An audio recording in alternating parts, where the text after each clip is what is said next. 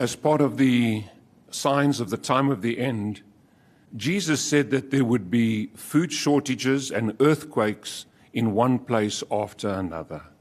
But he said all these things are just the beginning of the pangs of distress.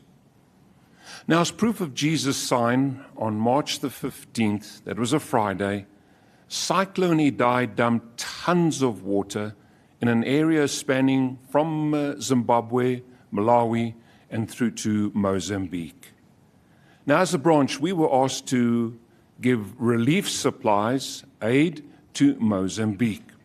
And so we'd like to provide a report of what has been accomplished so far, and at the same time, just share the response of some of the businessmen that we have dealt with. The area that was affected to a very large extent for Mozambique was Beira. Now, this map, we can see a picture here, shows how much water was left behind in Beira and the inland regions, creating ocean-like bodies of water. Now, many had to be rescued, and they're still being rescued from trees and small outcrops of land. There, they tried to obtain some refuge from the water. Now, it's estimated that as many as 10,000 of our brothers and sisters have been affected due to approximately 90% of the buildings being destroyed. There's an urgent need for shelter, and the Mozambique branch has already sent a small quantity of tents to begin the relief effort. South Africa branch began providing support with relief supplies just over a week ago. The two locations that we are supplying to are Chimoio to the west and Beira, which is the fourth largest city of Mozambique. So our support began on Sunday, March the 17th, when satellite phones were purchased and sent to Beira to allow the branch in Mozambique to have direct contact with the brothers. Then on Monday, March the 18th, we began compiling a shopping list of items, and of course this was all under the direction of the Disaster Relief Desk, the Branch Committee of Mozambique, and the Coordinators Committee. So we began sourcing items for urgent shipment to these two locations. Now, what was included? Well, there were 253 tents and tarpaulins, life jackets, 103,000 packs of biscuits, 1,005 cases of bottled water, 40 tons of mealie meal, 200 pots, 2,000 mosquito nets, 40,000 tins of fish, hundreds of miscellaneous safety equipment, hundreds of miscellaneous cooking and cleaning utensils, and of course medication and other equipment as well.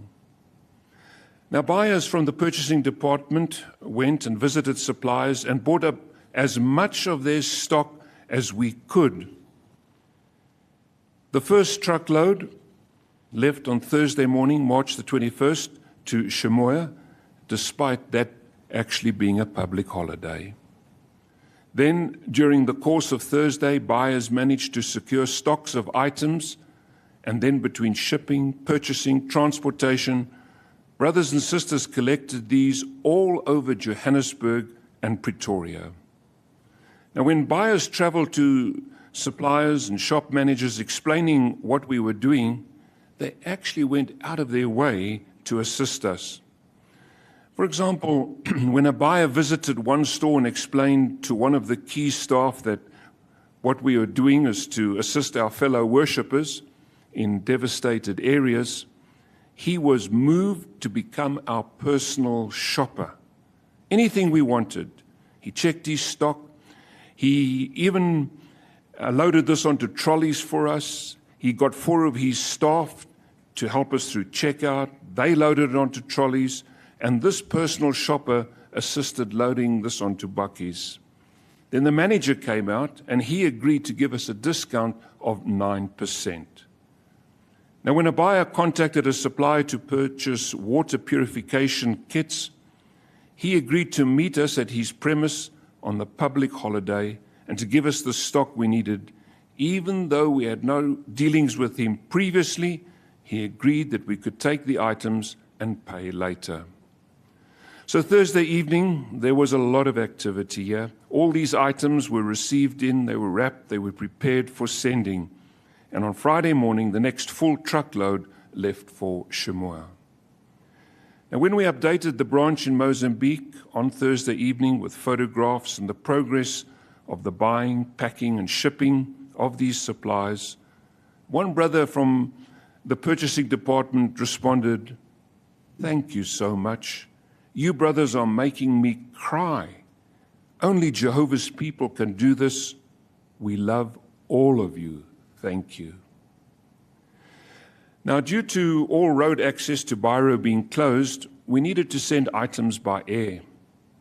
At first, the quotation given by the airline was extremely high. So we appealed to them and asked them to consider lowering their charge to support the relief effort.